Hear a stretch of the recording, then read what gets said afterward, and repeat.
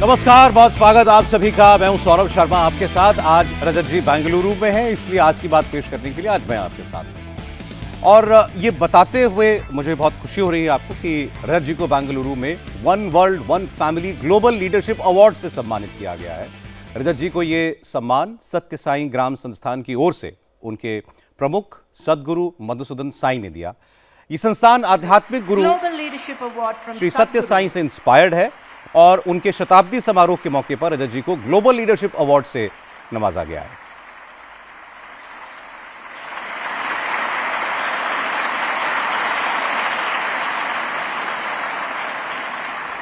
सत्य साई ग्राम संस्थान में छात्रों को एमबीबीएस की पढ़ाई May we now invite Mr. Rajat Sharma to receive the One World, One Family Global Leadership Award from Sadhguru.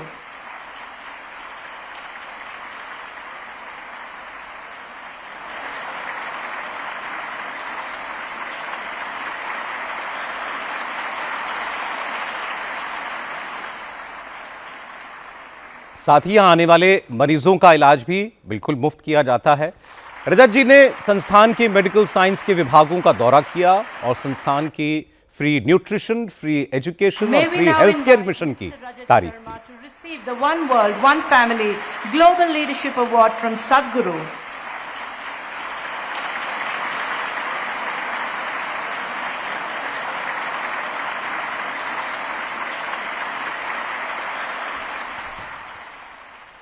और अब खबर दिल्ली में हुए आतंकवादी हमले की। लाल किले के पास हुए ब्लास्ट के मामले में आज बहुत बड़ा खुलासा हुआ। इस टेरर नेटवर्क के तार जैश ए मोहम्मद से जुड़े हुए हैं। कश्मीर में बैठे एक मौलवी ने इस साजिश को अंजाम देने के लिए डॉक्टर्स को रिक्रूट किया। साजिश का मास्टरमाइंड एक मौलवी था और ये डॉक्टर सभी उसके इशारे पर काम कर रहे थे। इस टेरर अटैक को लेकर हमारे पास और भी कई एक्सक्लूसिव डिटेल्स हैं, लेकिन सबसे पहले आपको बताते हैं कि इस ब्लास्ट की जांच अभी तक पहुंची कहां है और इसमें लेटेस्ट अपडेट क्या है। दिल्ली धमाके को लेकर आज होम मिनिस्टर अमित शाह ने 2 हाई लेवल मीटिंग्स की। इसके बाद ब्लास्ट की जांच एनआईए को देने का फैसला किया गया। अमित शाह ने कहा कि इस हमले के दोषी जहां भी होंगे उन्हें ढूंढ कर लाया जाएगा और कड़ी सजा दी जाएगी। भूटान के दौरे पर गए प्रधानमंत्री मोदी ने भी आज कहा कि इस साजिश में शामिल किसी दोषी को बख्शा नहीं जाएगा। कल सीसीएस मतलब कैबिनेट कमेटी ऑन सिक्योरिटी की मीटिंग में भी दिल्ली धमाके पर बात होगी। इस बीच दोषियों को पकड़ने के लिए पुलिस की रेड लगातार जारी हैं। आज फरीदाबाद, लखनऊ, जम्मू कश्मीर और दिल्ली में छापेमारी की कार्रवाइयां हुई। कश्मीर और फरीदाबाद में ज्यादा एक्शन हुआ क्योंकि आरोपी डॉक्टर कश्मीर के रहने वाले थे और फरीदाबाद की अल फलाह यूनिवर्सिटी में काम करते थे। पुलिस ने इस अल फलाह यूनिवर्सिटी में डॉक्टर मुजम्मिल के साथ काम करने वाले बाकी फैकल्टी मेंबर्स, यूनिवर्सिटी में पढ़ने वाले छात्रों और मेडिकल कॉलेज के प्रिंसिपल समेत करीब 50 से ज्यादा लोगों से पूछताछ की है। इसके अलावा 6 लोगों को हिरासत में लिया गया है और इस टेरर मॉड्यूल की जांच की जा रही है। ब्लास्ट के स्पॉट से फोरेंसिक टीम ने 42 एग्जिबिट्स कलेक्ट किए हैं। इनमें धमाके में इस्तेमाल हुई i20 कार के tyre, chassis, CNG kit, cylinder, bonnet के पार्ट्स शामिल हैं। फोरेंसिक टीम ने इन 42 एग्जिबिट्स के स्वैब्स लिए हैं, जिससे यह पता लगाया जाएगा कि ब्लास्ट में किस तरीके के एक्सप्लोजिव का इस्तेमाल किया गया था। दिल्ली ब्लास्ट को लेकर अभी अभी हमारे संवाददाता अभय पराशर ने एक बड़ी खबर दी है। सोर्सेस के मुताबिक लाल किले के पास जो ब्लास्ट हुआ वो और भी भीषण और भी बड़ा हो सकता था। दरअसल सिक्योरिटी एजेंसीज का मानना है कि इस ब्लास्ट में जो शख्स इन्वॉल्व था उसके पास एक आधा अधूरा डिवाइस था। अगर यह डिवाइस कंप्लीट होता, मतलब यह बम अगर पूरी तरीके से बना हुआ होता, तो यह धमाका और बड़ा हो सकता था। यह ब्लास्ट उस वक्त हुआ जब टेरर मॉड्यूल का मेंबर ब्लास्ट में इस्तेमाल की जाने वाली एक्सप्लोजिव डिवाइस को किसी और जगह पर शिफ्ट करने की कोशिश कर रहा था, क्योंकि उसको यह डर लग रहा था कि फरीदाबाद का मॉड्यूल एक्सपोज हो चुका है और उसके बाद वो भी कभी भी पकड़ा जा सकता है। और इस विस्फोटक को एक जगह से दूसरी जगह मूव करते वक्त यह धमाका हुआ। मतलब अगर सुरक्षा एजेंसियां अलर्ट नहीं होती और इन आतंकवादियों ने फरीदाबाद में जितना भी एक्सप्लोजिव जमा करके रखा हुआ था वो देश के अलग अलग हिस्सों में पहुंचा दिया जाता, तो तबाही का बस अंदाजा ही लगाया जा सकता है। इंटेलिजेंस एजेंसीज की अलर्टनेस ने एक बहुत बड़ी तबाही से देश को बचा लिया। अभय पराशर इस वक्त हमारे साथ जुड़ चुके हैं। अब ये सवाल सुबह से सबके मन में होगा कि कमिश्नर बता रहे थे दिल्ली पुलिस के कि चलती गाड़ी में स्लो मूविंग व्हीकल के अंदर ब्लास्ट हुआ, तो आखिर ये ब्लास्ट इन्होंने जो जगह तय की थी धमाके की उस जगह पर किया, ये जगह प्री प्लान थी या गलती से या किसी जल्दबाजी में किसी और वजह से यह धमाका हो गया?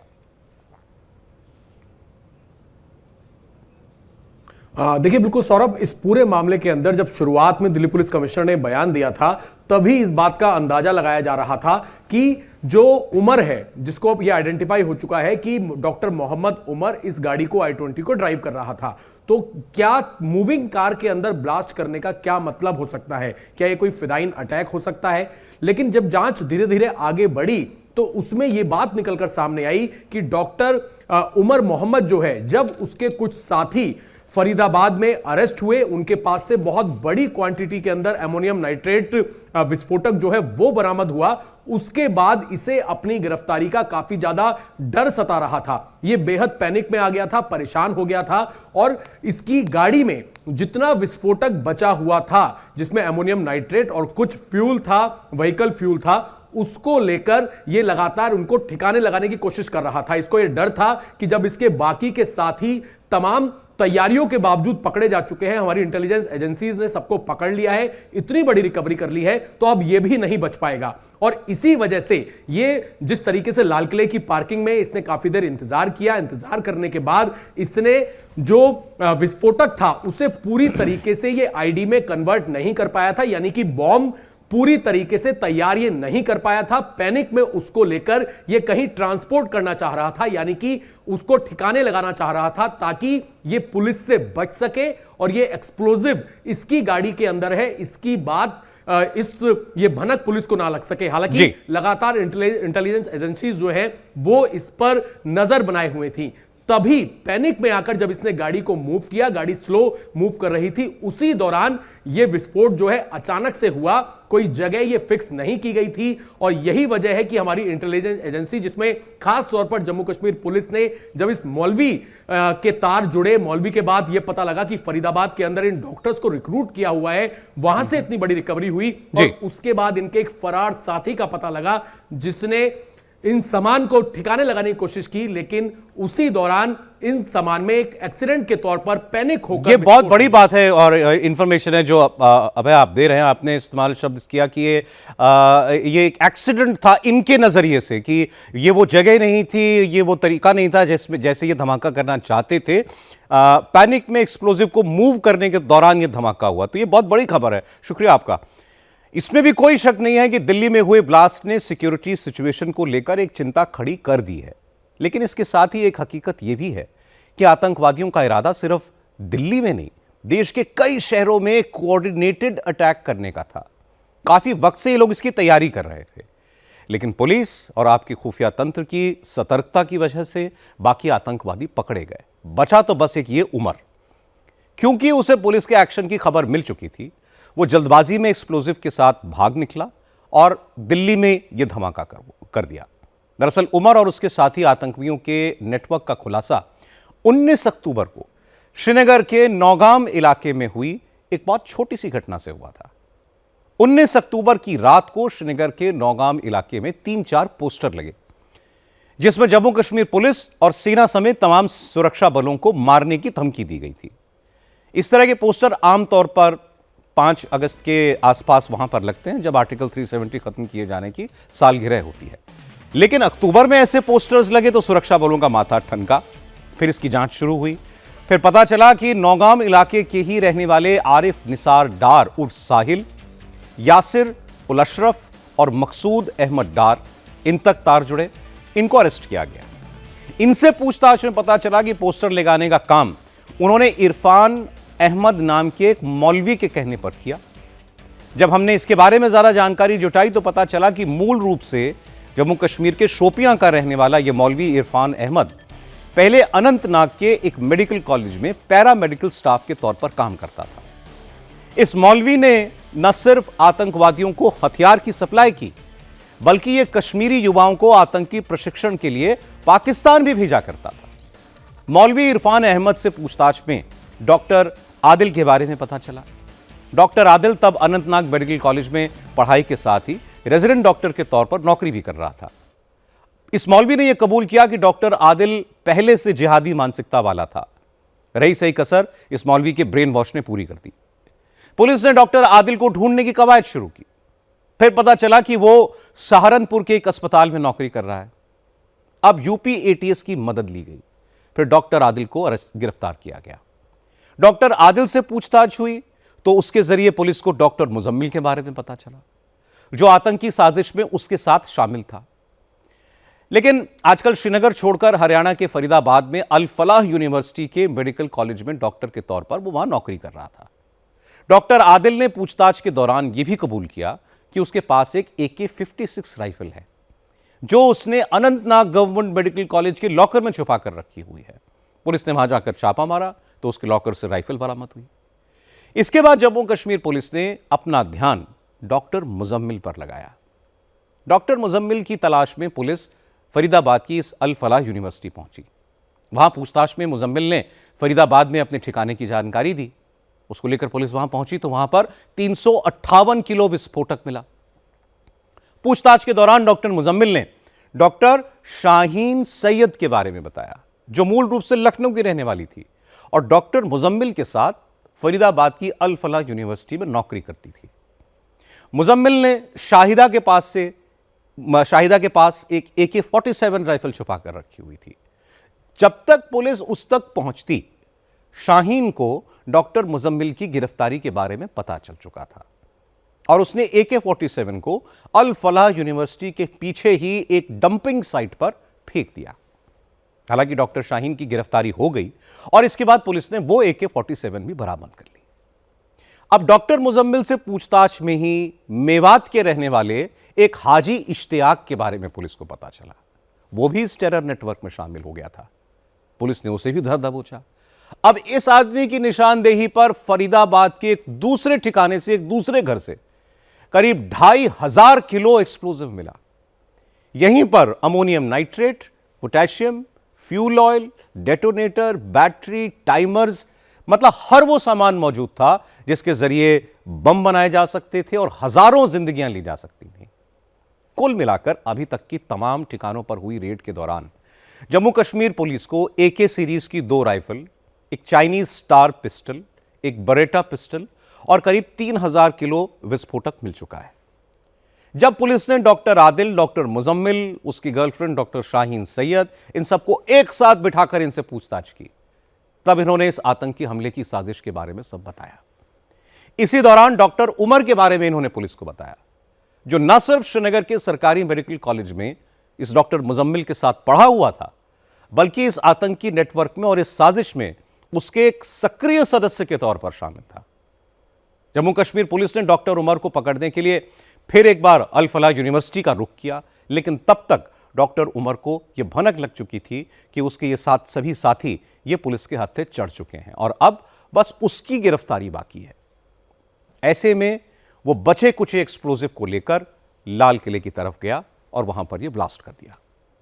यह टेरर नेटवर्क पाकिस्तानी आतंकी संगठन जैश-ए-मोहम्मद से जुड़ा था। साजिश पाकिस्तान से ही रची गई और ब्लास्ट को कैरी आउट करने के लिए मौलवी इरफान अहमद ने इन सारे डॉक्टर्स को मोहरा बनाया, इनका ब्रेन वॉश करके। तो ये पूरी कहानी एक एक कड़ियां जोड़ के हमने आपके लिए आज आपको बताया। अतुल भाटिया हमारे सहयोगी वो इसमें जुड़ चुके हैं। ये मतलब ये डॉक्टर्स जो थे, इनके पीछे यहाँ पर इनको ब्रेन वॉश करने वाला, इनको ये इस आतंकी घटना के लिए प्रेरित करने वाला, सब कुछ जानकारी देने वाला वो एक मौलवी था और पीछे से ये सब जुड़े हुए थे जैश-ए-मोहम्मद से। मतलब उसके जरिए सीधे पाकिस्तान से इनका लिंक जुड़ता है। अतुल, बिल्कुल सौरभ, देखिए अगर मिड अक्टूबर में ये पोस्टर जो जैश के पोस्टर्स लगे थे, अगर ये पुलिस को इनकी भनक नहीं लगती या पुलिस इस पे सख्ती से काम नहीं करती तो शायद इस पूरे मॉड्यूल का खुलासा भी नहीं होते। होता। तो अगर क्योंकि जैश ए मोहम्मद के ये पोस्टर्स थे और उसके अंदर जो हमारी सुरक्षा एजेंसी है और जो पुलिस है जे एंड के पुलिस, उनको टारगेट करने की बात कही गई थी। और जब इसकी इन्वेस्टिगेशन जे एंड के पुलिस करती है तब इस मौलवी का नाम सामने आता है, जो कि इरफान अहमद जो जिसका नाम था।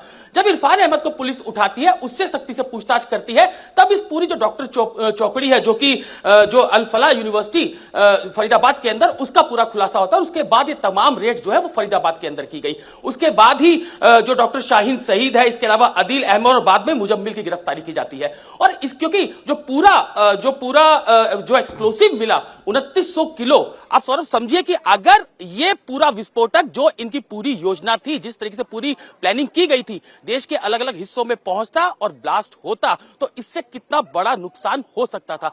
यही जो है वो सुरक्षा एजेंसियां और जो खुफिया एजेंसियां वो लगातार कह रही हैं कि जो पूरा नेटवर्क तोड़ने की कोशिश चल रही थी, हो चुका था। 95% काम जो है वो पूरा हो चुका था। एक बड़ी रिकवरी दिल्ली के पास से हुई थी फरीदाबाद, क्योंकि फरीदाबाद उनका कहीं भी जो इन टेररिस्ट का टारगेट नहीं था। निश्चित रूप से दिल्ली, यूपी और देश के अन्य राज्य जो है वो इनके टारगेट पर थे, लेकिन ये पूरा एक्सप्लोसिव पकड़ा गया। लेकिन डॉक्टर उमर मोहम्मद वो लगातार फरार चल रहा था। कल हमने देखा कि जे&के पुलिस का एक ट्वीट भी आया था कि आप कब तक भागोगे, बकायदा 6:10 पे ये ट्वीट किया गया और 6:52 पर ब्लास्ट जो है वो लाल किले में होता है। तो पूरा जो लगातार ये नेटवर्क पूरा पुलिस खंगाल रही थी, खुफिया एजेंसियां लगातार इस पर काम कर रही थी। डॉक्टर उमर को पकड़ने के लिए लगातार कोशिशें की जा रही थी। डॉक्टर उमर का लुकआउट नोटिस भी जो है वो सुरक्षा एजेंसी ने जारी कर दिया था, लेकिन वो लाल किले तक पहुंचने में जो है वो पहुंच जाता है। लेकिन जो पूरा ब्लास्ट करने की जो प्लानिंग थी उसमें वो सक्सेस नहीं होता। एकाएक ब्लास्ट होता है, जैसा कि दिल्ली पुलिस कमिश्नर ने भी बताया कि चलती गाड़ी, जो क्योंकि काफी ट्रैफिक था, चलती गाड़ी के अंदर ये ब्लास्ट होता है और उसमें 12 लोग जो है उनकी मौत हो जाती है और 30 से ज्यादा लोग इस पूरे मामले के अंदर घायल है। तो पूरा नेटवर्क पर जिस तरीके से हमारी सुरक्षा एजेंसियां, खुफिया एजेंसियां लगातार काम कर रही थी, 2900 किलो से ज्यादा जो विस्फोटक है वो बरामद हो चुका था। अमोनियम नाइट्रेट जो है वो रिकवरी हो चुकी थी, लेकिन डॉक्टर उमर की तलाश लगातार कर रही थी, वो लाल किले तक पहुंचने में सफल होता है। और यहां पर एक इसे पैनिक अटैक जो है वो खुफिया एजेंसियां, सुरक्षा एजेंसियां कह रही है। तो डॉक्टर उमर यह माना जा रहा है कि वो इस ब्लास्ट के अंदर गाड़ी के अंदर मौजूद था, अकेला वो गाड़ी के अंदर था, जिसमें उसकी भी मौत हो गई। जैश ए मोहम्मद से इसका पूरा लिंक था। तो पूरा ये नेटवर्क जो है उसको तोड़ने में खुफिया एजेंसियां, सुरक्षा एजेंसियां वो पूरी तरीके से कामयाब रही। लेकिन डॉक्टर जो उमर है वो कहीं ना कहीं पैनिक अटैक में जो लाल किले के पास वो पहुंचता है, वहां पर उसकी गाड़ी में ब्लास्ट होता है। तो अभी क्योंकि मामला पूरा एनआईए को ट्रांसफर हो चुका है, एफएसएल की टीम जल्दी इस पूरे मामले पर रिपोर्ट देगी और उसके बाद इस पूरे मामले में आगे और भी बड़े अतुल, देखिए जो कुछ आपने बताया है इससे बिल्कुल क्लियर है कि साजिश बहुत बड़ी थी। केवल दिल्ली नहीं, देश के और बहुत कई हिस्से, कई राज्य इनके निशाने पर थे। और दूसरा, इस साजिश के साथ साथ तैयारी भी इनकी बहुत बड़ी थी। इसका क्रेडिट हमारी सिक्योरिटी एजेंसीज को जाएगा। दिल्ली में जो हुआ उसका अफसोस, उसका दुख हम सब के दिल में हमेशा रहेगा। लेकिन आप अगर ये सोचें कि कितनी बड़ी तैयारी और मकसद से ये लोग ये सारी साजिश कर रहे थे, तो फिर तो एक बहुत बड़ा हादसा हमारी सुरक्षा एजेंसियों के अलर्टनेस की वजह से टला है। बहुत शुक्रिया। दिल्ली ब्लास्ट के सिलसिले में अब एक और बड़ी खबर आ रही है। फोरेंसिक टीम को दिल्ली में ब्लास्ट साइट से 2 जिंदा कारतूस मिले हैं। इसके अलावा ब्लास्ट वाली जगह से फोरेंसिक टीम ने 2 किस्म के एक्सप्लोजिव सैंपल्स जुटाए हैं। हमारे संवाददाता कुमार सोनू बता रहे हैं कि इनमें से एक सैंपल अमोनियम नाइट्रेट का है और दूसरा सैंपल उससे भी ज्यादा घातक एक और विस्फोटक का है। इस बारे में और ज्यादा तफसील, डिटेल्स जो हैं वो कुमार सोनू के ही पास हैं, उनके पास चलते हैं। ये भी एक अजीबोगरीब सी बात है सोनू, 2 किस्म के एक्सप्लोजिव मिल रहे हैं और जिंदा कारतूस भी ब्लास्ट की साइट से मिल रहा है। देखिए बिल्कुल सौरभ, आपको बता दें कि जो मेट्रो स्टेशन का गेट नंबर 1 है, वहां से तमाम एग्जिबिट्स जो है वो फॉरेंसिक साइंस लैब के एक्सपर्ट्स की टीम ने जो है कलेक्ट किए थे, जिसके बाद वो दिल्ली पुलिस को हैंडओवर किए और अब दिल्ली पुलिस की तरफ से ऑफिशियली हैंडओवर हुआ है वो पूरा तमाम सैंपल्स। और इसमें 2 बात जानकर जो है बड़ी हैरानी हो रही है। एक तो ये कि 2 जिंदा कारतूस जो हैं वो धमाके वाली जगह से पुलिस को बरामद हुए, एफएसएल की टीम को बरामद हुए। और इसके अलावा एफएसएल ने जो तमाम एग्जिबिट्स कलेक्ट किए, जिसमें सबसे अहम बात यह है कि जो अमोनियम नाइट्रेट होने की संभावनाएं जताई जा रही थी, उसको लेकर कहीं ना कहीं पुष्टि होती दिख रही है। पहली बात, जो दूसरे विस्फोटक का सैंपल पुलिस ने जो एफएसएल की टीम ने जब्त किया, वो अमोनियम नाइट्रेट से भी ज्यादा खतरनाक और घातक है। इस बात की जो है पुष्टि हमारे सोर्सेज ने की है। फिलहाल अब क्योंकि हैंडओवर तमाम सैंपल्स का हो चुका है एफएसएल को,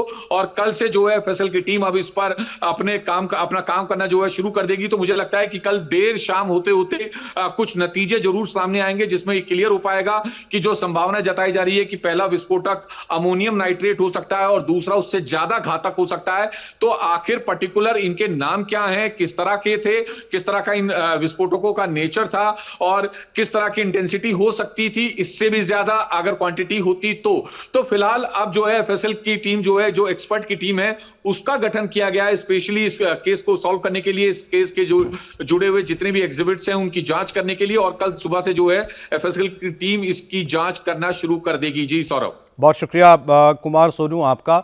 अब ये तो साबित ही हो गया है, क्योंकि ये बड़ा भीषण धमाका था, 12 लोग इसमें हताहत हुए हैं, उनकी जान गई है, कि ये कितने ये जो एक्सप्लोजिव थे कितने घातक थे। और अब उसके साथ आप तुलना की ये भी दिमाग में रखिए कि कितने टन या कितने हजार किलो एक्सप्लोजिव और इनके पास था। अगर ये कामयाब हो जाती तो क्या होता।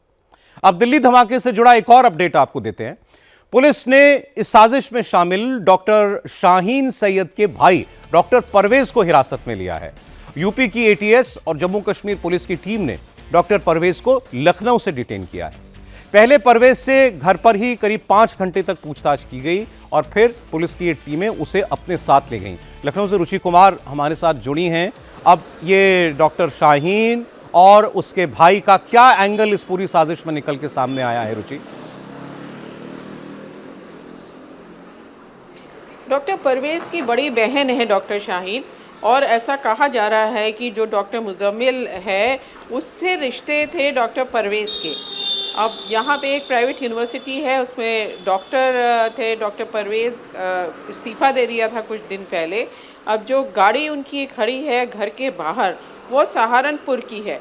तो ये सारे जो कनेक्शंस हैं वो जुड़ रहे हैं, और अब तक की पूछताछ में जो यूपी एटीएस और जम्मू की पुलिस है उसको ये पता चल रहा है कि कुछ ना कुछ, काफ़ी कुछ उनका रोल डॉक्टर परवेज का इस पूरे जो बम का पूरा ये जो साजिश है, आतंकी साजिश, उसमें रहा है।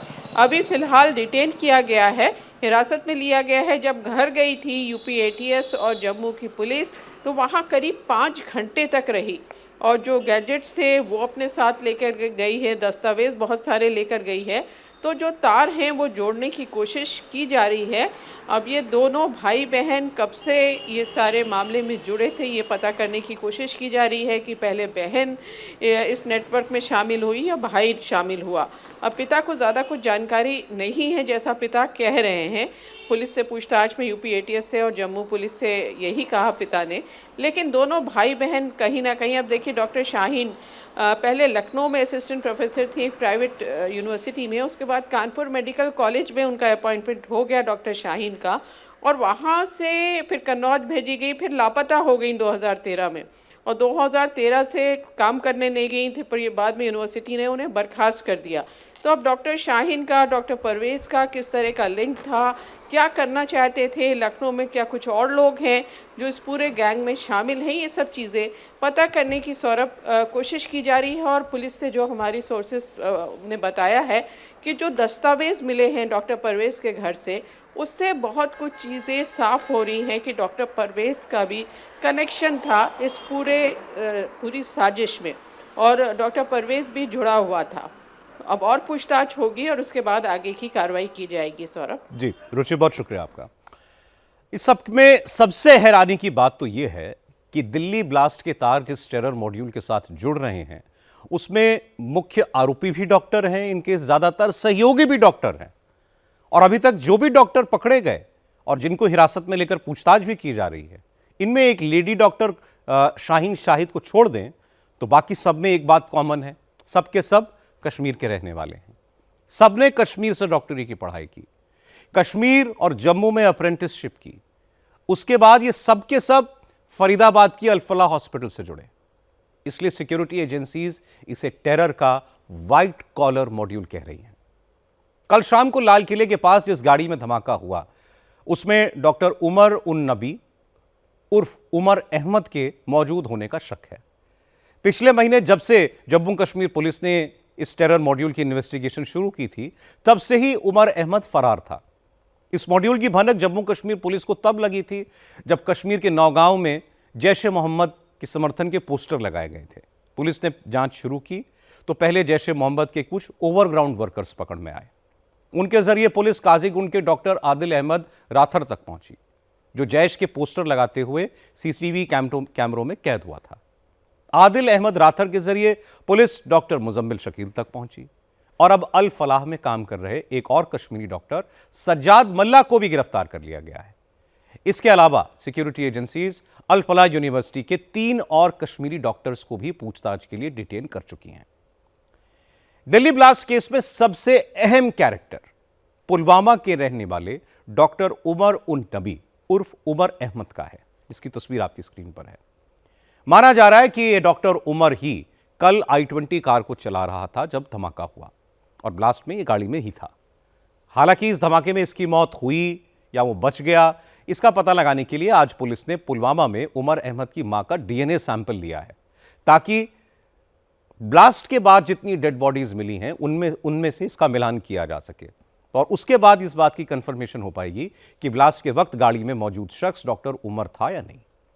हालांकि ऐसी कई सीसीटीवी फुटेजेस पुलिस ने रिलीज की हैं जिनमें डॉक्टर उमर ही इस I-20 गाड़ी में बैठा हुआ दिख रहा है जिसमें कल ब्लास्ट हुआ। अक्टूबर महीने में एक सीसीटीवी वीडियो नजर आया जिसमें डॉक्टर उमर फरीदाबाद से गिरफ्तार किए गए दूसरे डॉक्टर मुजम्मिल के साथ भी नजर आ रहा है। डॉक्टर उमर नबी पुलवामा के कोइल गांव का रहने वाला है। 36 साल के डॉक्टर उमर ने श्रीनगर के गवर्नमेंट मेडिकल कॉलेज से MD मेडिसिन की पढ़ाई कर रखी थी। इसके बाद वो लंबे वक्त तक अनंतनाग के गवर्नमेंट मेडिकल कॉलेज में सीनियर रेजिडेंट रहा। इस दौरान डॉक्टर उमर आदिल अहमद राथर के कांटेक्ट में आया। डॉक्टर आदिल पहले अनंतनाग में रेजिडेंट डॉक्टर था, पिछले कुछ महीनों से सहारनपुर में प्रैक्टिस करने लगा था। वहीं डॉक्टर उमर अनंतनाग से फरीदाबाद के इस अल फलाह अस्पताल में शिफ्ट हो गया था। डॉक्टर उमर, डॉक्टर आदिल ये टेलीग्राम चैनल के जरिए एक दूसरे से बात करते थे। पुलिस ने ब्लास्ट के बाद डॉक्टर उमर के पिता गुलाम नबी को हिरासत में लिया है। अब इसके घरवाले बता रहे हैं कि डॉक्टर उमर ने 2 महीने पहले ही अपना लुक बदल लिया था। जब भी वो घर में आता था तो बड़ा खामोश रहता था और इसलिए घरवालों को उसकी इन हरकतों के बारे में कुछ पता नहीं था। पुलवामा में जब हमारे संवाददाता मंजूर मीर ने डॉक्टर उमर की फैमिली से बात की तो इसकी भाभी ने बताया कि 5 महीने पहले ही उमर की एंगेजमेंट भी हुई थी, अगले साल शादी होने वाली थी। डॉक्टर उमर की भाभी ने हमें बताया कि 2 डॉक्टर्स की गिरफ्तारी के बाद जब परिवार ने पिछले शुक्रवार को उमर को फोन किया तो उसने कहा था कि मैं जल्द घर आऊंगा, लेकिन उसके बाद से डॉक्टर उमर का फोन ही बंद हो गया। आपकी बात कब हुई थी उमर से? और लास्ट फ्राइडे को हमने बात की थी। लास्ट फ्राइडे, उसके बाद कोई बात नहीं हुई? उसके बाद कोई बात नहीं हुई, बस लास्ट फ्राइडे को हमने उमर के साथ बात की थी। उनके साथ बातें करते थे, बच्चों से बहुत प्यार था, जुड़ाव था, लगा था, उस वजह से वो ज़्यादा बात। वो जब घर आता था ना, वो क्रिकेट में इन्वॉल्व रहता था, बहुत लगाव था, बहुत लत थी क्रिकेट की उसे। बस मैं यही कह सकती हूँ कि इस टाइप का वो इंसान था ही नहीं, हमें लगता ही नहीं था। हमें तो बस यही, हमने कितनी स्ट्रगल की उसे पढ़ाने में, यहाँ तक पहुँचाने में, पूरी मेहनत की, पूरी लगन के साथ उसे यहाँ तक पहुँचाया था ताकि वो कुछ कमा सके। तो शांत स्वभाव का इंसान था, मैं शांत रहता था, बातें ज़्यादा नहीं करता था, ज़्यादा किसी में इन्वॉल्वमेंट नहीं थी, दोस्त नहीं थे, खाली पढ़ाई करता था, ये मुझे पता है। डॉक्टर्स के इस व्हाइट कॉलर टेरर मॉड्यूल का आपस में टेलीग्राम चैनल के थ्रू कांटेक्ट होता था। इसका एक और इंपॉर्टेंट मेंबर पुलवामा का एक और डॉक्टर मुजम्मिल शकील था। मुजम्मिल भी पुलवामा के उसी कोइल गांव में रहता था जो उमर नबी का गांव है। इसकी परिवार में 3 बहनें हैं, 3 भाई हैं। मुजम्मिल ने जम्मू के बत्रा मेडिकल कॉलेज से MBBS की पढ़ाई की थी और फिर उसको शेर Kashmir institute of medical sciences में नौकरी मिल गई। हालांकि करीब 4 साल पहले मुजम्मिल फरीदाबाद आ गया था और यहां अल फलाह इंस्टीट्यूट में प्रैक्टिस करने के साथ साथ पढ़ाने भी लगा था। मुजम्मिल का सुराग जम्मू कश्मीर पुलिस को डॉक्टर आदिल अहमद राथर से मिला। उसको पिछले महीने 30 अक्टूबर को गिरफ्तार किया गया था। मुजम्मिल फरीदाबाद के जिस धौज गांव में किराए का कमरा लेकर रहता था, वहीं से रविवार को 360 किलो एक्सप्लोजिव अमोनियम नाइट्रेट मिला था। इसके अलावा मुजम्मिल के किराए के घर वहां पर बैटरी और चार्जर के साथ 20 टाइमर्स भी मिले थे। डॉक्टर मुजम्मिल से पूछताछ के बाद कल फरीदाबाद के फतेहपुर तगा गांव के हाजी इश्तियाक के घर से 2563 किलोग्राम संदिग्ध विस्फोटक, electronic circuits, wires, metal sheets, chemical reagents, ऐसे मटेरियल्स बरामद किए गए थे। इनका इस्तेमाल धमाके के लिए कोई आईईडी मतलब इम्प्रोवाइज्ड एक्सप्लोजिव डिवाइस बनाने में किया जाता है। डॉक्टर मुजम्मिल भी डॉक्टर आदिल और डॉक्टर उमर नबी के टेलीग्राम चैनल का मेंबर था और वो इसी फुल्ली एनक्रिप्टेड मैसेजिंग ऐप पर आपस में बात करते थे। हालांकि डॉक्टर मुजम्मिल के परिवार के लोग ये मानने को तैयार ही नहीं हैं कि वो और ये डॉक्टर्स इस टेरर मॉड्यूल के सदस्य थे। मुजम्मिल के पिता शकील अहमद गनाई ने कहा कि उन्होंने बेटे को 10-12 दिन पहले फ़ोन किया था तो उसका फ़ोन स्विच ऑफ बताया जा रहा था। शकील अहमद ने बताया कि मुजम्मिल इसी साल जून में आखिरी बार पुलवामा अपने घर गया था, लेकिन उसकी हरकतों से कभी किसी को ऐसा नहीं लगा कि वो किसी टेरर एक्टिविटी में इन्वॉल्व हो सकता है। आज 10 दिन के 12 दिन के पहले उधर हमने फ़ोन किया बच्चों को, उसने स्विच ऑफ आया। उसने इधर छापा मारा पुलिस ने, 5 ने, ये पुलवामा भी है। उसने बुलाया, हम पता नहीं उस टाइम भी नहीं है वो गिरफ्तार है कि नहीं। उसने हमने गया सुबह वक्त उधर पुलवामा थाने में, उसने बोला तू 5 छक जाओ। बस इतना ही पता है हमारा को। कब गिरफ्तार हुए वो? पता नहीं 29 या 30, हम पता नहीं है खुदा की कसम। मतलब फरीदाबाद से गिरफ्तार किया या यहाँ से? हम भी इसको भी नहीं कोई नहीं बताया। वो नहीं थे? नहीं सर, घर में नहीं था। वो 4 साल उधरी है सर, 1-2 बार 1 साल में आता है घर में। जून में आया इधर है सर, वो मैंने इससे सर्जरी किया, 4 सर्जरी। लास्ट कब आए थे घर? जून में। जून में? हाँ। उसके बाद नहीं आए? नहीं सर, वो गिरफ्तार किया ना 1 दिन पहले ही। उसने उधर ड्यूटी है ना सर, उधर से फरीदाबाद में। हाँ, फोन पे बात किया। अच्छा। हाँ, फोन टकराओ, उसी को सब निकलेगा। अच्छा। वो फोन करता है सर, कुछ नहीं पता है सर। डॉक्टर मुजम्मिल की बड़ी बहन अस्मत शकील ने कहा कि ये पूरा इलाका उनको प्रो इंडिया फैमिली के रूप में जानता था। अस्मत ने कहा कि 2008 के जम्मू कश्मीर विधानसभा इलेक्शन में बॉयकॉट की कॉल के बावजूद वोट डाला इन्होंने और इसके लिए इनके घर के ऊपर पथराव तक किया गया था। अस्मत शकील ने कहा कि उनको अपने भाई पर पूरा भरोसा है कि वो ऐसा नहीं कर सकता, वो बेकसूर है। लेकिन अगर दिल्ली ब्लास्ट में डॉक्टर मुजम्मिल का हाथ साबित होता है तो उसको सजा जरूर मिले। एक्चुअली ना हम प्रो इंडियन थे। लाइक 2008 में हम ही वो मतलब घर था जहाँ पे पत्थर हुआ था हम पे, क्योंकि हमने वोट डाले थे उस टाइम। हमने इंडिया के लिए पत्थर भी खाए, लेकिन हमारी यहाँ पे एक शादी चल रही थी तो उसने बोला कि मैं कब आऊँगा। मैंने बोला चलो 2 या 3 तारीख को आना, नवंबर में। तो फिर हम इसी का वेट कर रहे थे। तो हमें एक दिन थर्सडे थी तब, तो वहाँ यहाँ हमें छापे के लिए आए थे, यही पता नहीं कौन कौन थे। तो फिर उन्होंने यहाँ पे छापा मारा, लेकिन हमें उस टाइम भी नहीं पता है कि क्यों मारा छापा। ये लोग प्रॉपर्टी का बोल रहे थे, वो बोल रहे थे। हमने सब कुछ मतलब सच बताया जितना हमें है। तो फिर हमें शाम तक ये नहीं पता है कि यहाँ क्यों आए लोग, क्यों आए ये। फिर हमने भाई को कांटेक्ट करने की कोशिश की, वहाँ पे नहीं हुआ कांटेक्ट। फिर हम सुबह गए वहाँ थाने में, उधर इधर, फिर पता चला कि उन्होंने उनको उठाया था और वहाँ पांथा चौक में आया वो। ये मैं इस पे मतलब यकीन नहीं कर सकती कि मेरा भाई ऐसा था। मतलब मैंने कभी अपने भाई में ऐसा कुछ बदलाव ही नहीं देखा था कभी। मैं ये बात बोलूँगी, हमारा जो घर है, मेरे भाई लोग, मेरी माँ, हमने कभी डॉक्टर उमर को मतलब आंखों, वो यही का है ना, हमने कभी आंखों से नहीं देखा है। मतलब मैंने कभी नहीं देखा है उसको, कभी ना मेरे भाई लोगों ने, ना मेरी माँ ने। हम बोल रहे कौन है ये डॉक्टर उमर, हम नहीं जानते हैं किसी को। पुलिस बता रही है अगर पुलिस के मुताबिक डॉक्टर मुजम्मिल जो है इसमें आरोपी पाएंगे तो आप चाहेंगे कि उसको सजा मिलनी चाहिए अगर उन्होंने ऐसा किया? ओबवियसली चाहिए ना, मतलब जो गलत काम करेगा उसको वो सजा मिलनी चाहिए। सीधी सी बात है, जो गलत करेगा उसको सजा मिलनी चाहिए, चाहे वो मेरा भाई ही क्यों ना हो। डॉक्टर मुजम्मिल से पहले जम्मू कश्मीर पुलिस ने सहारनपुर से डॉक्टर आदिल अहमद राथर को पकड़ा था। डॉक्टर आदिल मूल रूप से कश्मीर के कुलगांव इलाके के वानपोरा का रहने वाला है। डॉक्टर आदिल ने भी कश्मीर से ही एमबीबीएस की पढ़ाई की थी, जिसके बाद वो अनंतनाग के गवर्नमेंट मेडिकल कॉलेज में रेजिडेंट डॉक्टर लग गया। डॉक्टर आदिल ने अनंतनाग में काफ़ी वक्त गुजारा। हालांकि पिछले कई महीनों से उसने अनंतनाग की नौकरी छोड़ दी थी और उत्तर प्रदेश के सहारनपुर में प्रैक्टिस करने लग गया था। डॉक्टर आदिल पुलिस की नज़र में तब आया जब 19 अक्टूबर को श्रीनगर के नौगांव में जैश ए मोहम्मद के पोस्टर लगे, जिनमें सिक्योरिटी फोर्सेस को धमकियां दी गई थीं। अब इस इलाके की सीसीटीवी कैमरास को देखते हुए उनकी जांच करते वक्त पुलिस को डॉक्टर आदिल का सुराग मिला और जब पुलिस उसके घर पहुंची तो उसे पता चला कि वो तो सहारनपुर में प्रैक्टिस करता है।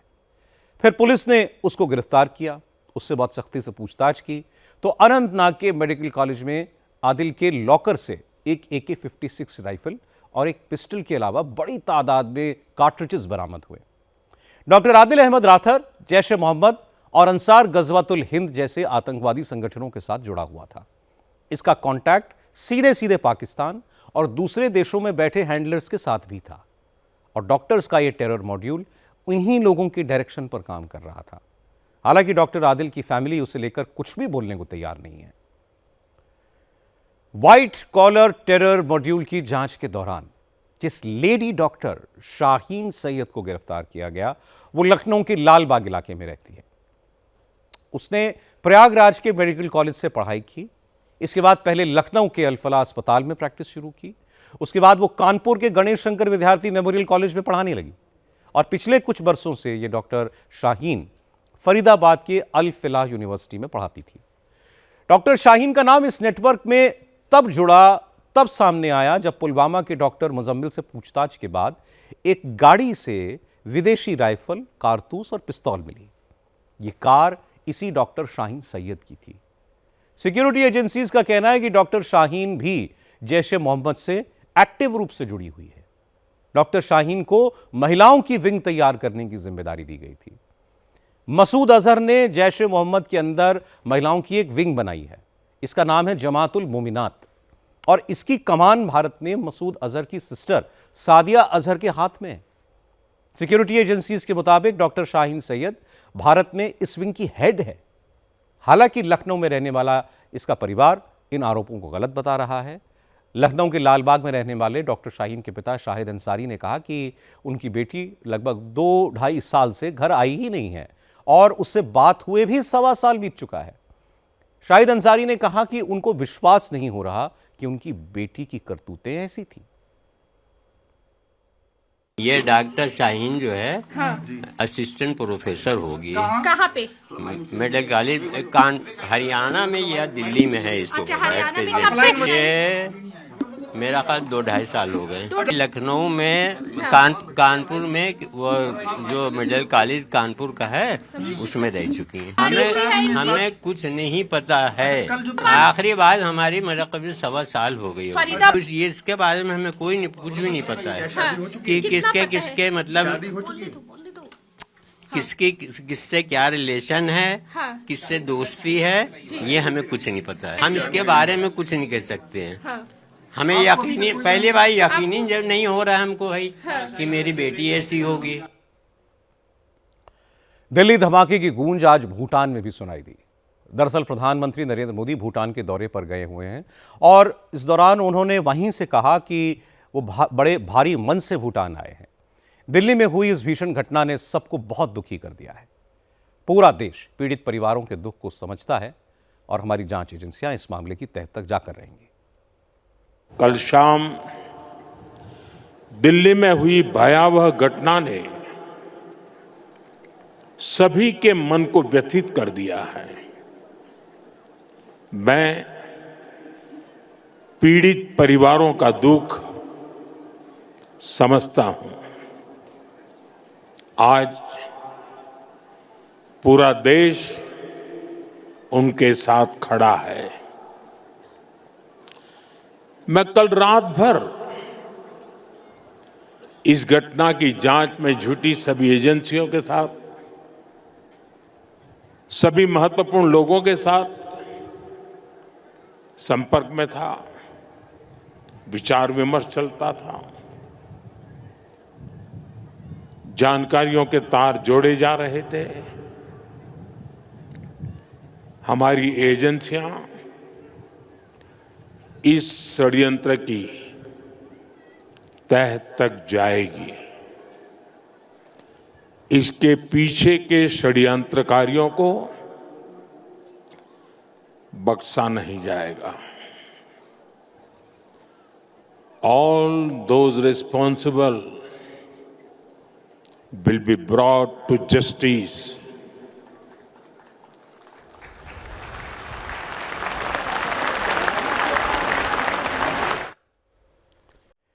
दिल्ली ब्लास्ट के बाद जिस तरह प्रधानमंत्री नरेंद्र मोदी, गृहमंत्री अमित शाह और रक्षा मंत्री राजनाथ सिंह ने मुजरिमों को सख्त से सख्त सजा देने की बात की है, उसके बाद से पाकिस्तान में हलचल बढ़ी हुई है। पाकिस्तान में डर का माहौल है कि कहीं भारत एक बार फिर उसके ऊपर हमला ना कर दे, क्योंकि ऑपरेशन सिंदूर के बाद से ही भारत ने अपनी डॉक्ट्रिन बदलते हुए यह कह रखा है कि अब किसी भी आतंकी हमले को एक्ट ऑफ वॉर माना जाएगा। और जिस तरह से डॉक्टर्स के इस टेरर मॉड्यूल के तार जैश ए मोहम्मद से अंसार गजवातुल हिंद से जुड़ रहे हैं, उसके बाद पाकिस्तान में पैनिक बटन दब चुका है। पाकिस्तान का मीडिया कह रहा है कि लाल किले के सामने जो धमाका हुआ उसकी जिम्मेदारी पाकिस्तान पर ही आएगी। लाल किला ब्लास्ट के बाद से पाकिस्तानी मीडिया में इस बात की चर्चा तेज हो गई है कि अब भारत पाकिस्तान के ऊपर क्या कार्रवाई करेगा, कौन सा एक्शन लेगा। पाकिस्तान की जर्नलिस्ट आरजू काजमी ने कहा कि भारत ने अभी पाकिस्तान का नाम नहीं लिया है, लेकिन पाकिस्तान की हुकूमत घबराई हुई है। भारत की तरफ से भी कहा जा रहा है कि आज जो दिल्ली में यानी कल जो दिल्ली में जो रेड फोर्ट के ऊपर अटैक हुआ है या वहां पे जो जिन लोगों की जाने गई है, तो उसमें पाकिस्तान का नाम लिया जा रहा है। कहां तक क्या सही है ये तो खैर आने वाला वक्त बताएगा। अभी शायद बहुत जल्दी है या बहुत अर्ली है कि हम किसी रिजल्ट पे या किसी चीज के ऊपर पहुंच सकें, लेकिन ये जरूर है कि एक बार फिर हिंदुस्तान पाकिस्तान के बीच में टेंशन जो है वो बढ़ चुकी है। और जो पहले कुछ अरसे से कुछ बेहतरी आ रही थी और लग रहा था कि अब शायद दोनों कंट्रीज आपस में बातचीत भी करें और डायलॉग भी हो, इस दिल्ली वाले अटैक के बाद जो है वो मामला जो है वो फिर एक बार बिगड़ते हुए दिखाई दे रहे हैं। एक बार फिर अभी भारत की तरफ से खुल खुला के तो नहीं कहा गया है, लेकिन इन्वेस्टिगेशन चल रही है और अगर किसी किस्म का जाहिर है कोई सबूत हुआ, कोई बात हुई, तो भारत जो है वो पाकिस्तान की तरफ इशारा कर सकता है, पाकिस्तान को कह सकता है। ऐसे में पाकिस्तान क्या करेगा? पाकिस्तान पहले ही घबरा गया है। पाकिस्तान की गवर्नमेंट, पाकिस्तान की स्टेट इस वक्त इस डर खौफ में है कि कहीं भारत जो है वो एक बार फिर पाकिस्तान का नाम ना ले दे। बड़ा ही अफसोस की बात है कि इस तरह से अटैक हुआ है और लोगों की जानें गई हैं। यकीनन नहीं होना चाहिए था, लेकिन उसके साथ साथ दोनों कंट्रीज हिंदुस्तान और पाकिस्तान के बीच में जो टेंशन हम कोशिश कर रहे थे, हम दुआ कर रहे थे कि कुछ कम हो, वो एक बार फिर हमें जो है वो लग रहा है कि बढ़ती हुई दिखाई देगी। पाकिस्तान की एक और जर्नलिस्ट हैं आरफा नूर। इन्होंने कहा कि भारत ने दिल्ली ब्लास्ट को एक्ट ऑफ वॉर बता दिया है, जबकि भारत की तरफ से कुछ ऐसा अभी तक नहीं कहा गया। लेकिन पाकिस्तान का मीडिया खुद कह रहा है कि भारत के साथ एक बार फिर जंग छिड़ेगी।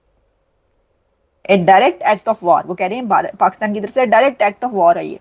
अब देखिए, जब इस तरह की हेडलाइंस चल रही हैं तो वॉर का खतरा तो बढ़ गया ना। यानी हम जो कुछ दिन पहले कह रहे थे तो वो जिसका डर था वही बात हो गई। यानी ये कि वो जो वैसे तो पता नहीं कौन सी मैसेज में क्या, कौन सी लैंग्वेज में क्या कहते हैं, वो कांड हो गया या क्या हो गया, हम वो बात नहीं कर रहे। बात यह है कि हालात ऐसे बनते हुए नजर आ रहे हैं कि जो ये बात की जा रही थी कि वॉर हो सकती है, तो वो तो अगर इस तरह की देखे ना ये इस्तेमाल की जाएगी, ये टाइटल होगा कि पाकिस्तान की तरफ से डायरेक्ट एक्ट ऑफ वॉर है, तो फिर जो है क्या इसके ऊपर जो है वो तो कुछ भी हो सकता है। पाकिस्तान ये कहेगा कि भाई आपने कैसे ये कह दिया, अच्छा फिर हमें बताया जाए वगैरह वगैरह। पाकिस्तान में पैनिक इसलिए भी है क्योंकि प्रधानमंत्री मोदी ये कह चुके हैं कि ऑपरेशन सिंदूर अभी जारी है और भारत में कहीं भी आतंकी हमला एक्ट ऑफ वॉर समझा जाएगा। पाकिस्तान ये बात जानता है कि भारत में आजकल ऐसी सरकार है जो जवाब देना जानती है और घर में घुसकर मारती है। इसलिए पाकिस्तान की डिफेंस एक्सपर्ट्स अपनी सरकार से अलर्ट रहने को कह रहे हैं। बिहार में आज दूसरे और आखिरी फेज की 122 सीटों पर वोटिंग पूरी हो गई। पहले दौर की तरह दूसरे फेज में भी बिहार में बम्पर वोट पड़े। चुनाव आयोग के मुताबिक दूसरे फेज में 68% से ज्यादा मतदान रिकॉर्ड किया गया है। पहले फेज में 121 सीटों पर 65% वोटिंग हुई थी। सबसे ज्यादा वोटर टर्नआउट सीमांचल के इलाकों में रहा। यहां की किशनगंज असेंबली सीट पर हुआ, जहां पर 76% से ज्यादा मतदान हुआ, जबकि दूसरे फेज में सबसे कम वोटिंग नवादा में रिकॉर्ड की गई, जहां पर सिर्फ 57% वोटिंग हुई।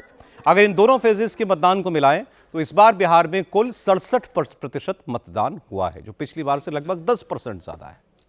बिहार में 2 फेज में हुई रिकॉर्ड वोटिंग क्या इशारा करती है? क्या वोट के ये आंकड़े नीतीश और बीजेपी सरकार के लिए कोई खतरे की घंटी हैं या फिर सुशासन वाली सरकार के लिए प्रो इनकम्बेंसी का संकेत दे रही हैं? क्या बिहार में तेजस्वी के रोजगार वाले फॉर्मूले को जनता का समर्थन मिला या फिर लालू राबड़ी सरकार का जंगल राज वाला टैग इस बार भी महागठबंधन पर भारी पड़ा?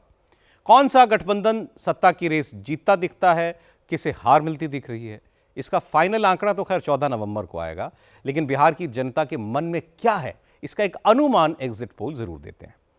इंडिया टीवी और मेट्राइज के एग्जिट पोल में एनडीए को बिहार में लैंडस्लाइड विक्ट्री मिलती हुई दिखाई दे रही है। बिहार की कुल सभी 243 सीटों में एनडीए को 147 से 167 सीटें मिलने का अनुमान है और महागठबंधन 70 से 90 सीटों पर रुक सकता है। इसके अलावा 2 से 8 सीटें और पार्टियों और निर्दलियों के खाते में जा सकती है। मतलब बिहार में एक बार फिर जबरदस्त मेजॉरिटी के साथ एनडीए की सरकार बनती दिख रही है। महागठबंधन की बात करें तो 70 से 90 सीटों के बीच ही ये पूरा ग्रैंड अलायंस सिमट सकता है और अदर्स के खाते में 2 से 8 सीटें जा सकती हैं। ये एग्जिट पोल का अंदाजा है। सिर्फ इंडिया टीवी और मेट्राइज का ही सर्वे ये नहीं बता रहा, देश के ज्यादातर सर्वे एजेंसियों के एग्जिट पोल में बिहार में जबरदस्त मेजॉरिटी के साथ एनडीए की सरकार बनेगी, ऐसी भविष्यवाणी की जा रही है। इंडिया टीवी मेट्राइज के नंबर हमने आपको दिखा दिए। अब चाणक्य स्ट्रैटेजीज का सर्वे क्या कहता है। इस सर्वे में एनडीए को 130 से 138 सीटें, महागठबंधन को 100 से 108, अन्य को 3 से 5 सीटें मिलती दिखाई जा रही हैं। पोल स्ट्रैट के सर्वे के मुताबिक एनडीए को 133 से 148, महागठबंधन को 87 से 102 और अन्य को 3 से 5 सीटें मिल सकती हैं। पोल डायरी का भी एक सर्वे हुआ है इस एजेंसी ने, तो 184 से शुरुआत की है एनडीए के लिए। 184 सीट्स मिनिमम और मैक्सिमम 209, 184 से 209 सीटें जा सकती हैं एनडीए को, ऐसा पोल डायरी का सर्वे कह रहा है। और महागठबंधन मात्र 32 से 49 सीट पर रह सकता है, ऐसा इसका अनुमान है। इसके अलावा जेवीसी का सर्वे बता रहा है कि एनडीए को 135 से 150 सीटें आ सकती हैं, महागठबंधन को 88 से 103 और अन्य को 3 से 7 सीटें मिल सकती हैं। डीवी रिसर्च का एग्जिट पोल ये बताता है 137 सीटें से लेकर के 152 सीटें तक एनडीए जीत सकती है, जबकि महागठबंधन 83 से लेकर 98 तक सीटों पर आगे रह सकता है। अब इन सारे एग्जिट पोल्स को अगर मिला दें तो एक पोल ऑफ पोल्स हम आपको बताते हैं, उसकी तस्वीर कैसी बनेगी। तो वो पोल ऑफ पोल्स आपको नीचे दिखाई देगा। 145 से 161 एनडीए, महागठबंधन 77 से 92 और अन्य 3 से 7। यह है पोल ऑफ पोल, यानी सारे सर्वेस का निचोड़। अब मैं आपको बताता हूं कि इंडिया टीवी मेट्राइज के एग्जिट पोल के मुताबिक किस पार्टी को कितनी सीटें मिलेंगी। पहले एनडीए की पार्टीज की बात करते हैं। इस बार जेडीयू और बीजेपी दोनों ने बराबर 101 सीट पर चुनाव लड़ा। चिराग पासवान की एलजेपी रामविलास को 29 सीटें मिली थी। हम और आरएलएम को 6 सीटों पर चुनाव लड़ने का मौका मिला था। अब एग्जिट पोल कहता है कि इस बार बीजेपी और जेडीयू का स्ट्राइक रेट 60% से ज्यादा है। जेडीयू 67 से 75 सीटों के साथ सबसे ज्यादा सीटें जीत सकती है और बीजेपी भी उससे कोई बहुत पीछे नहीं है। बीजेपी 67 से 73, तो मतलब मात्र 2 सीट का अंतर दोनों के बीच रह सकता है अगर ये एग्जिट पोल ठीक साबित होते हैं तो। चिराग पासवान की पार्टी 7 से 9 सीटें जीत सकती है। जीतन राम मांझी की हम पार्टी 4 से 5 सीटें और उपेंद्र कुशवाहा की आरएलएम 1 से 2 सीटें जीत सकती है। अब महागठबंधन की पार्टियां देख लीजिए, तो इसमें सबसे ज्यादा सीटें जीतने का अनुमान आरजेडी के लिए लगाया गया है, जो 53 से 58। कांग्रेस पार्टी इस बार भी बहुत कम स्ट्राइक रेट के कामयाबी के साथ दिखती है, 10 से 12 सीटें मात्र, ये 60 सीटें लड़ रही है। वीआईपी 1 से 4 सीटें जीत सकती है। सीपीआई एमएल ये 5 से 8 सीटें जीत सकती हैं और सीपीआई और सीपीएम मिलाकर 4 से 6 सीटें जीत सकती हैं। लेकिन इस चुनाव में सबसे ज्यादा चर्चा हो रही थी प्रशांत किशोर की और उनकी पार्टी जनसुराज की, लेकिन अपने पहले चुनाव में जनसुराज कोई बड़ा इंपैक्ट नहीं छोड़ती दिख रही। जनसुराज को 1 से मैक्सिमम 2 सीटें मिल सकती हैं।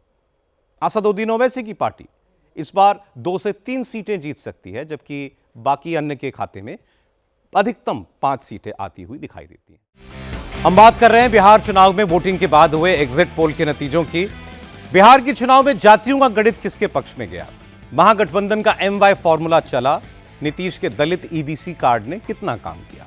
ओबीसी वोटर्स को रिझाने में कौन कामयाब हुआ और दलित वोटर किधर गया? क्या मुसलमानों का वोट बटा? ये सारी चीजें भी जान लेते हैं। एग्जिट पोल बताता है कि 51% ओबीसी वोटर्स ने इस बार एनडीए को सपोर्ट किया। महागठबंधन को 39% पिछड़ा वोट मिलने का अनुमान है।